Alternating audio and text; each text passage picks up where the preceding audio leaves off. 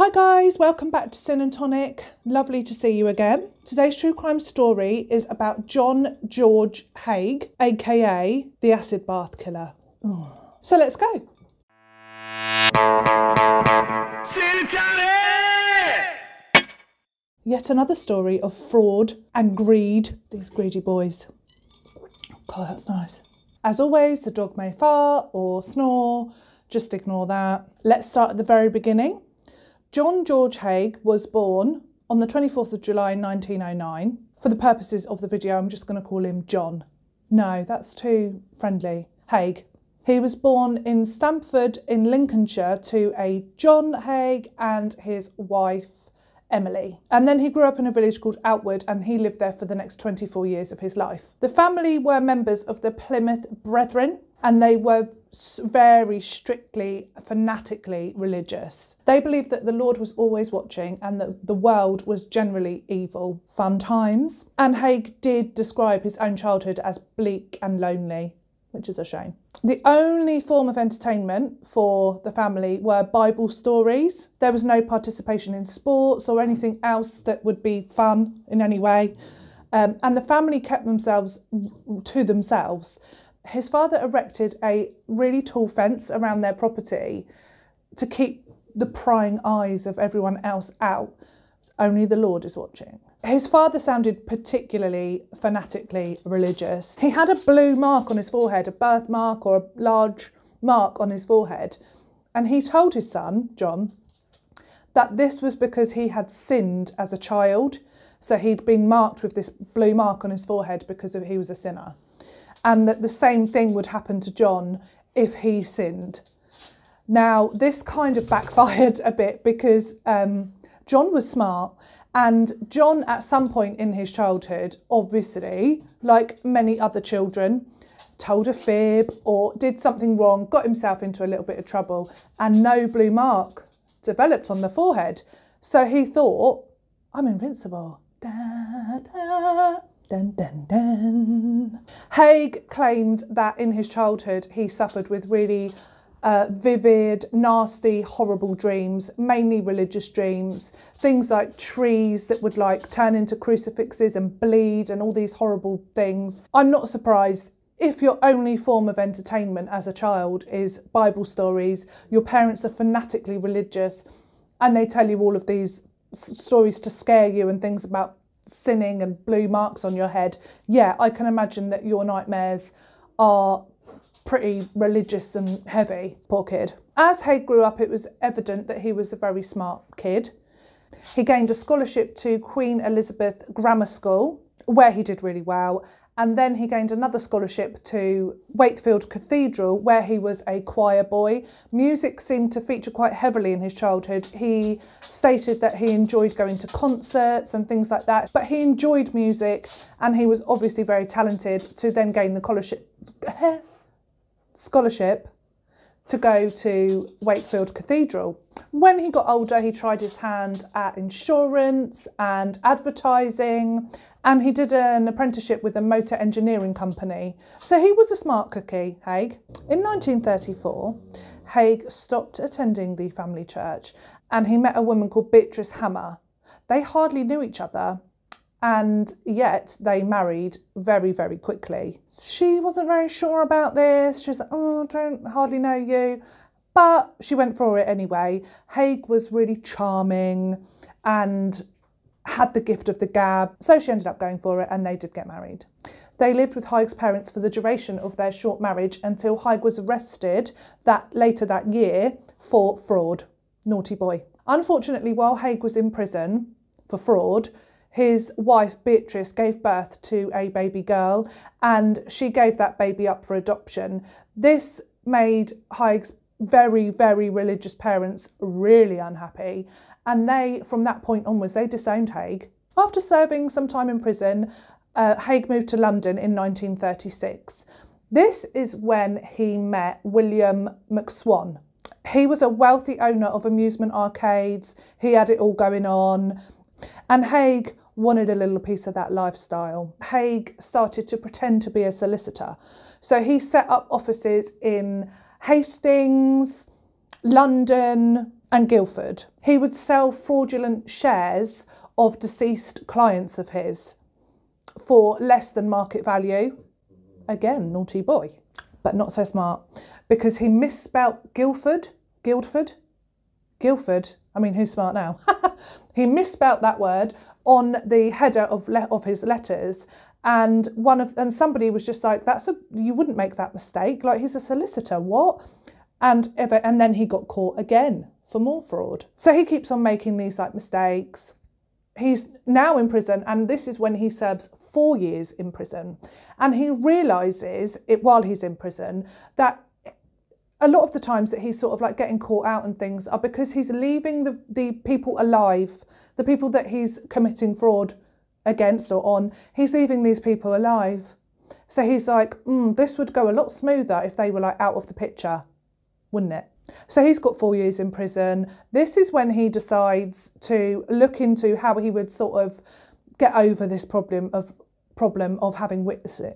Oh my God, I can't speak today. Excuse me. This is when he decides to make up a plan of how to get rid of these victims so that they can't speak and get him in trouble anymore, and how to then dispose of their bodies. He started researching this guy called George Haigh, who had murdered victims in France and got rid of their bodies with sulphuric acid. Haigh trialled this out on field mice, and it took 30 minutes for a field mouse to dissolve in the acid. So Haigh comes out of prison 4 years later. He then is in a pub in Kensington, and he bumps into Mr. McSwan, his old employer. Oh, there's a big bug there. They get talking, and they had a good relationship before when he was employed by him. They got on really well, and his parents really liked Haigh. So he introduces him again to his parents, and they have a lovely evening, and they get on really well, and they're chatting in the pub, and they mention that they've been investing in property. Haigh's like, money. Greedy, remember? So Haigh, this sort of like seals their fate, because he just wants to make money. He, in prison, was thinking, I need to go for like older people, older women, and defraud them.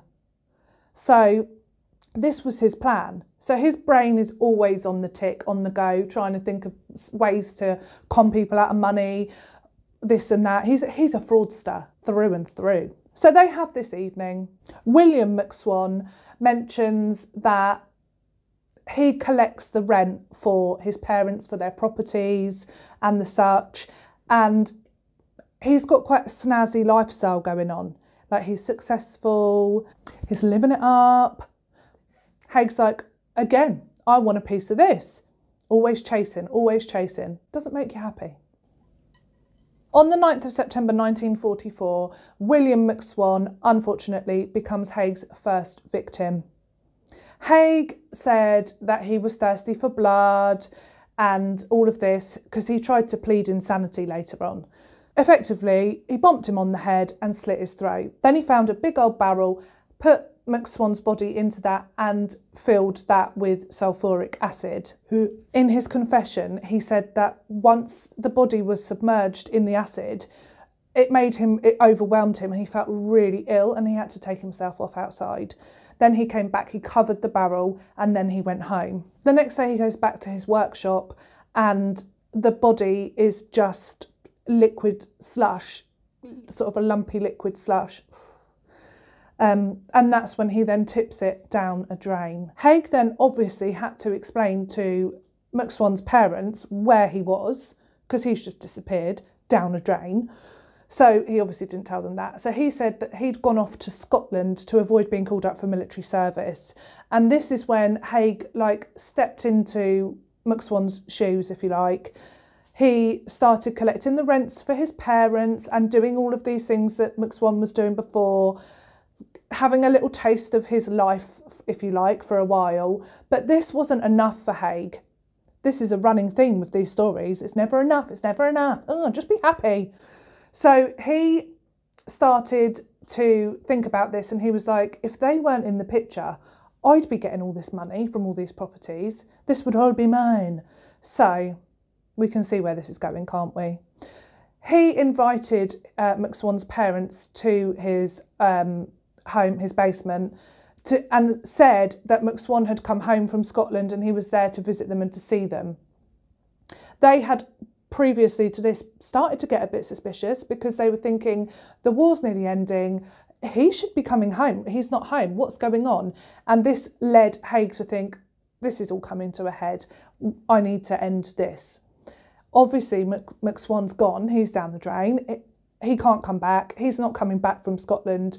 This kind of plan comes together and Haig's like, I'm going to get these guys out of the picture. Gets them to the basement. He murders them with blows to the head, puts them into barrels, sulfuric acid. This is now his method. He truly believed that if there is no body, there was no crime. He then used their pension books and cheques and things like that. He sold all of their properties and made like £8,000, which back then was a lot of money. And he then moved into a hotel, the Onslow Court Hotel in Kensington. Sounds very posh. Not only was Haigh a cheeky fraudster, but he was also a gambler. And he started to run out of money. So he needed to find another way of getting some money, another couple, elderly couple that he could get rid of and steal from, basically. Enter Dr. Archibald Henderson and his wife Rose, the unfortunate next victims of Haigh. He pretended to be interested in a property that they were selling and he was a very charming man. This led to Rose inviting him into their property to play the piano for them. While he was there, Haigh stole a revolver. Sounds like this guy can't ever just like keep his fingers in his pockets and be a good person. Naughty. He is so naughty.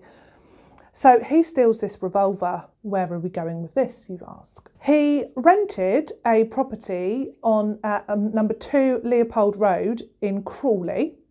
And this is where he moved all of his operations to and all his acid drums and stuff. He managed to get the Hendersons there by saying that he was an inventor and that he had some invention to show them.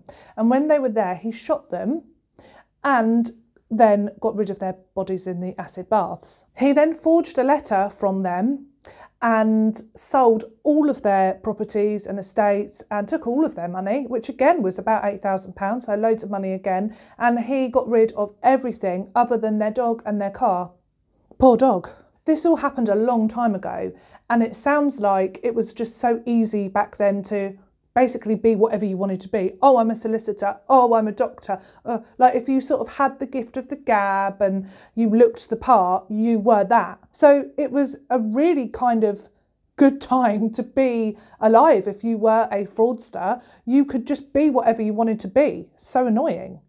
I want to be a princess. Up to this point, Haigh has killed and dissolved William McSwan, his parents, Mr. and Mrs. Henderson. He's at 5. His final murder was that of Olive Durand Deacon. She was 69 and she lived at the hotel that he was living at too. It all sounds very romantic, like playing the piano for people, living in a fancy hotel. Still not happy. Needs more moolah. At this time, Haigh's persona was that of an engineer, and Olive was like, I've got an idea. Can I chat it over with you? Silly Olive. Hey, stop. The dog's making a den over here, God's sake. Sit. She had this idea, Olive, for like fake nails. Well ahead of her time, Olive. So Haigh, never one to miss an opportunity, convinces her to come down to his workshop on Leopold Road and pulls out the gun and shoots poor Olive and kills her and gets rid of her body in the acid bath again. At this workshop, there isn't a drain like there was previously, so there's no drain for him to conveniently pour the body away. He's like dissolving these bodies and then like literally emptying these things out onto a pile of rubble behind the workshop. That's still got to like stink, isn't it? Haigh sold off Olive's jewellery, anything like that that was of any value, and her lamb Persian coat that she was wearing when he shot her. A couple of days later, poor Olive's friend Constance is really worried because Olive's missing. She hasn't seen her for a couple of days. And she discusses this with Haigh. Haigh then thinks, I'll go to the police station with Constance to report Olive missing, because no guilty person that's killed her and shoved her dissolved body onto a pile of rubble out the back of their workshop would go to the police station and report this person missing. No, they would not. So he goes with Constance and they report her missing. And the detectives, it doesn't take long until they discover that Haigh has this criminal past and the fraud and things like this. And that is when they begin to look into him. They go to his workshop, and this is where they discover the pile of rubble and effectively the remains of his victims. They also find a diary. Why keep a diary of what you've done? They find paperwork relating to the Hendersons and the McSwans. What's that about? And they find a dry cleaner's receipt for the coat of Olive, the lovely lamb Persian coat. What an idiot. But thank God they found it. In the sludge, they also found 28 pounds of human fat, part of a human foot that hadn't fully dissolved, gallstones, and a denture which was later identified as poor Olive's by her dentist in the court case. He was arrested, but he was just overly concerned with, if I say that I'm insane, what will happen here? And what's the likelihood that I'll get away with it? Or what's the likelihood that I'll just go into a psychiatric hospital and this, that? He had loads of questions about it. That was what he was concerned with. He was very certain that there were no bodies, so he was not going to necessarily even go down for this. And also the fact that he was insane. He was like, okay, even if it's a bit touch and go, I'm insane, so that's going to be okay, isn't it? So he went on and on about his childhood and how he'd had these religious dreams and it was all awful and horrible and gory and voices were telling him to do things, and that he'd had a car accident in the 1940s as an adult and it had made blood in his mouth. And this sparked all of these dreams again, and he was just like, yeah, I was a vampire, I was drinking their blood, I was killing my victims to have their blood, I'm a nutcase, aren't I? It was a bit like that. The jury took minutes to decide that he was in fact guilty and that he was okay. So he was sentenced to death and he was hung on the 10th of August in 1949. Generally, he was just cocky, confident, charming. He could talk his way through anything. He could be anything that he wanted to be. And I think he really thought he was going to get away with this or not have the death penalty and things like that. He thought he was in for a good one, basically.